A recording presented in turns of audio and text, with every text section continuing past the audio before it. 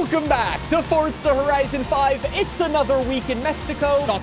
is again what I would have said if the developers didn't cook this update. We're back once again for the Horizon Extreme monthly playlist where the developers gave us a bunch of copy-pasted cars. If you ask me, the developers over the history of Forza Horizon have given us far more extreme cars, and today I wanted to check out not one, but two of them. Hello, Forza Horizon 2. This is the Nissan IDx Nismo, and this is the Nissan Juke Nismo. Today, I wanted to drive both of these cars, give them a go. Let's jump into this thing. It is a 215 horsepower front-wheel drive crossover. You're probably wondering what makes the Nissan Juke so extreme, other than the fact that it's one of the...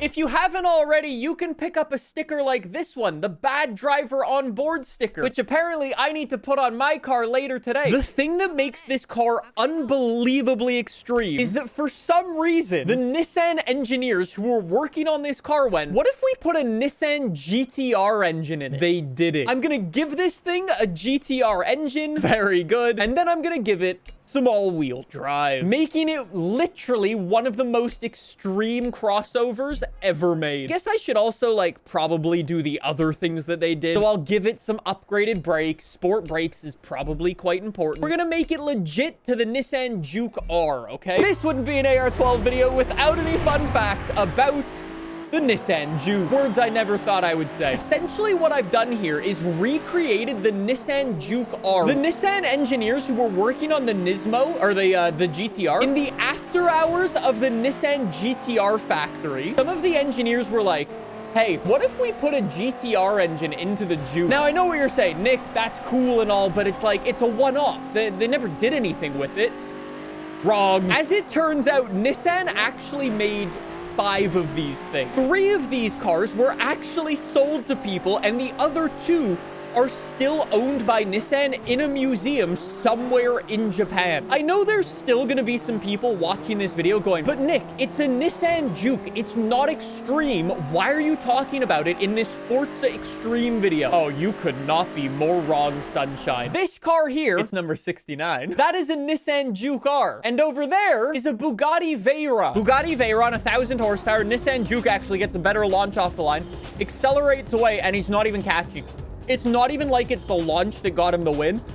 That thing's just faster. If you were one of those people who said, why is the Nissan Juke in the Forza Extreme month? Now you know! I'll be honest, that's all I wanted to do with this car. That's it. I just wanted to tell that story. It's a really cool story, okay? On the topic of great stories, we need to jump into that Nissan IDx. With our Nissan Puke out of the way, now we can jump into the car I really wanted to drive today. This is the IDx Nismo. It is a concept car built by Nissan in 2015. It is a front-engine, rear-wheel drive, 215 horsepower car. Let's jump. Wait, did the game really give me pole position? Wait, never mind. No, they didn't. There's just a second one in this race. Anyways, boys, do you guys remember back in the day, the Datsun 510? Literally one of the most iconic car designs that Nissan has ever made. This car is essentially the spiritual successor to the Datsun 510. What you might not notice on first glance, look how big the character is in there. That might give you a bit of an idea of how small this car is. And Nissan did that for a very, very specific reason. This car is from 2015, boys. When cars like actually right there, the BRZ and the GR80, or I guess it was the GT86 and the FRS were booming in popularity. Hyundai was killing it with the Genesis and so on and so forth. It was the time of the affordable, cheap sports car, at least for the modern day. And Nissan was like, we need something in our lineup as well. That's why they gave it front engine, tiny little engine that puts out 200 horsepower, rear wheel drive, And I'm pretty sure the one in the game, yeah, the one in the game is a flappy paddle gearbox. I'm pretty sure they made a concept version of this using a proper 6-speed manual as well. And here's the thing, boys. They built this entire car for gamers. When you drove this car, they wanted you to get the feeling of driving a racing simulator. That's why it's got like this 3-tone paint job. It's got like these red seats and all the red stitching and I'm not even joking. Their goal was to make it feel like a racing simulator. They wanted young people to go and buy this car. This was the true spiritual successor to the Datsun 510, and it was awesome. Every single person who drove this car in real life loved it. Jay Leno drove it, like, I guess it was on his TV show back in the day or whatever it was on. Jay Leno loved it and urged Nissan to actually make the car. Road and Track got their hand on it and said it was like one of the best driver's cars that they had driven in the past couple of years. And you want to know the most extreme part about this car? Nissan went, wow, we have a car that everyone really likes and really wants us to make. And they went, okay, anyways, how about a different crossover? They never made this car. Nissan had an absolute gem on their hand and they threw it away. This thing was so far ahead of the curve, it's not even funny. Nissan had probably one of the best cars that they had created in the past 15 years or so, and then went, no, we're actually not gonna make it. Let's do some customization, boys. It's actually been a very long time since I've ever customized this car. I have no idea what options are available. We've got a 3-liter straight 6 twin turbo, and we've got a 6.2 V8. V8 swap this thing, baby. 455 horsepower. We're already rear-wheel drive. I think we can keep that. Supercharger? Thank you very much. I guess my first build should be like a race car build. So yeah, let's go for that. Give it a front splitter on there. That looks pretty nice.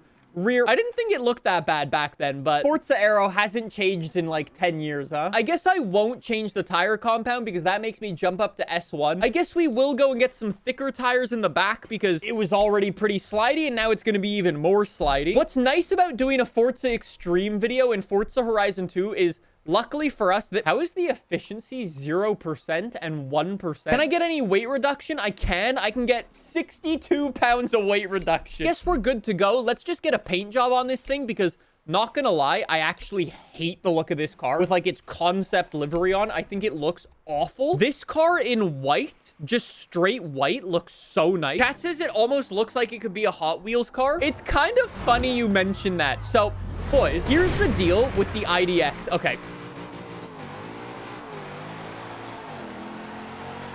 Quite a bit of wheel spin. As it turns out, this was not the only IDX made. There was another one. This is like the Nismo one, the version that we've been driving. This is the other version. It's called the IDX Free Flow, and it's, well, it's brown. You know how I was saying that Nissan designed this thing to make it feel like you were driving a racing simulator and wanted to make it cool and futuristic? You want to know what they said they took design inspiration from?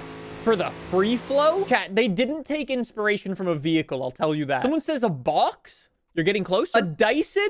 You're getting a lot closer now. They took design inspiration, and I'm not even joking, from a pair of pants. Specifically, a pair of blue jeans. I don't understand how those two things are related whatsoever, but apparently corporate wants you to find the similarities between this image and this image. Good luck. I think Nissan's still working on that project, which is probably why they're bankrupt today. And the other thing about this car that was actually pretty wild too, in the game, you see its little rear view mirrors. In real life, Nissan put cameras in the mirrors. It was like one of the first cars to have cameras as its mirrors, as its thing. I mean, they don't work because it's a Nissan, but it would have worked. Ow, I've missed the checkpoint. It's such a different sort of car. It's so unique. Nothing like this since this has ever been made. And I really do feel like that's a massive disappointment. We now have 2 off-road rally races that we can go and take this thing on. And I think that's a great idea. I think we should give this some all-wheel drive and maybe that 3-liter straight 6. I'm gonna be honest, I do not remember a single thing in Forza Horizon 2 that's like OP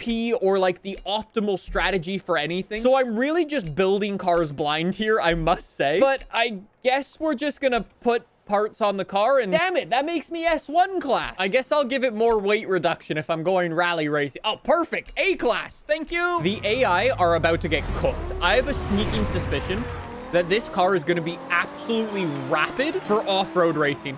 Let's see. As soon as we get off-road, I'm a little bit scared of those bushes. I thought some of those bushes were not destructible. This car sounds insane.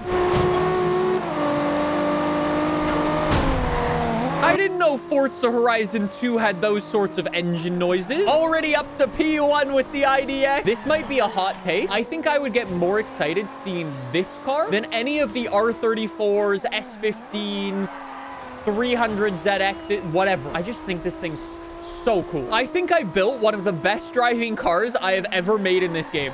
I don't remember most of the cars I made in this game, but I can definitely tell you this thing feels absolutely incredible.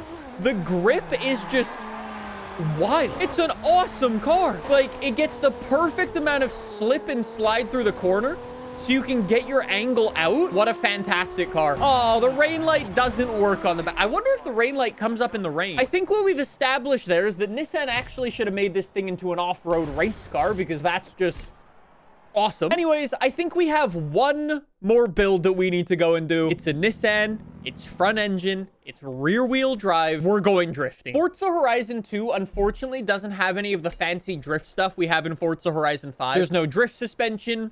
There's no drift gearboxes. So you kind of just need to put parts on the car and hope for the best. I'm going to leave this engine in, but I'm going to give it a fat turbocharger.